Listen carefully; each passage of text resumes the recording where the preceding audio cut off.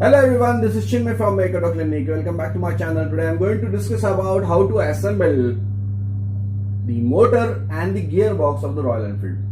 Not internal spare, but I am talking about marriage of the gearbox and the motor.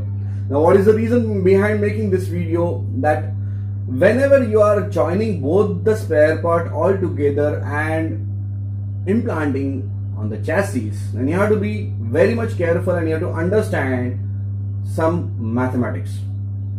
Now here the case is marriage, as I have described you, and when it happens, then what is the side effect of that? You have to find out. If everything is perfect, there will be no problem. If nothing is perfect, then you have to make it or you have to rectify it. Now what could be the problem? Let's just check out the video. As you can see, both the shafts, gearbox and the crankshaft, the distance between both the shaft has to be maintained very well. So you'll have to calculate the washer in between the gearbox and the engine. So in the original packing set, you may get it or not, I'm not sure about it. These are the fiber washers you will have to use over there, and you will have to check out the thickness. So you'll have to calculate that, because if you don't calculate, then the gear shaft may become tight. These both shafts may become may have different distance, and the foundation which is given for the clutch case it may not match with the clutch case inner casing. I'll just show you. If you don't do that, then what will happen? The chain will slap on these points.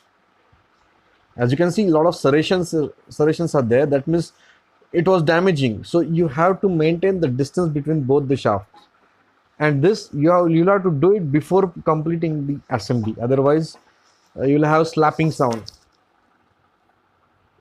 This is how it should fit. If you don't fit, then the adapter, the clutch seal adapter also may not come in the center, and because of that there will be some or the other leakage. This stud has to be fitted perfectly. The distance, or the I'll show you the distance between the shaft and the clutch case. It has to be perfect.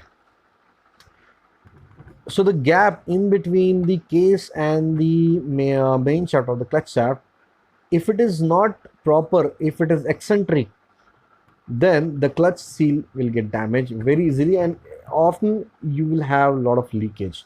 So you have to be careful when you're working on the engine assembly. When there is a marriage, then of course you have to calculate the thickness of that washer, and then only you can go ahead. I'll just show you. If you don't maintain that, what will happen next.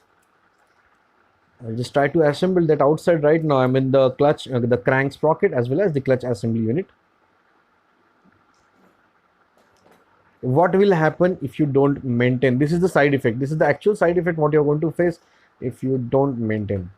Let me just hook up both the units on the shafts. So here you will get to know the sound. It's going to touch. I know there is no clutch pad over there, but yes, even if you have a clutch pad, the clutch chain will slap, and number two, the chain will touch gear shaft very frequently. As you can see, there is no space. So this is what happens if you don't maintain the gap or the distance between two shafts. So you have to be very careful when you're assembling the engine. So guys, thanks for watching this video. I hope you have enjoyed this video. I hope I have shared you some important vital information with you, and I hope you guys will understand if there is a problem with your chain, that is primary chain, which is making sound, or possibly after engine overhauling you are not able to mesh all the spare parts properly. I hope you have understood this problem. This is one of the problem. I'm not saying this is the only one problem. This is one of the problem for the causing of this the assembly issue, what I can say. If you make it wrong, if you assemble it wrong, then of course you're going to have tough time. So I hope you have enjoyed this video. Thanks for watching and have a great day.